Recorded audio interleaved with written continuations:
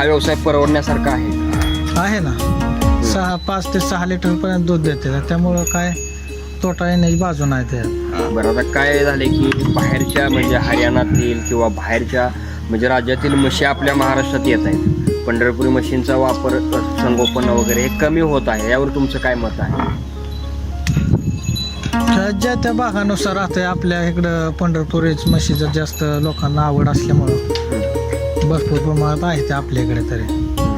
बरं, तर ह्या व्यवसायाविषयी मग तुम्ही लोकांना रिकमेंड कराल का, म्हणजे करावा का ना करावा? करावा, अवश्य करावा ह्या जातीच्या म्हशींचा व्यवसाय. आणि याच्या किमती कशावरून ठरल्या जातात? किमती म्हशीवरूनच ठरते ते ना, म्हैस कशी आहे त्याच्यावरूनच. बरं, जातीवंत आहे. हा, जातीवंत. जातीवंत म्हैस बघितल्यानंतरच कळतंय ते दूध किती देईल काय, तिची शिंग कशी आहेत. हे आजारी वगैरे पडतात का? आजारी पडत नाहीत ह्या म्हशी, महत्वाचं कारण ते आहे. आपल्या भागात वातावरणात कुठल्या पण मॅच होते ते, त्यांना आजारपणच नाही.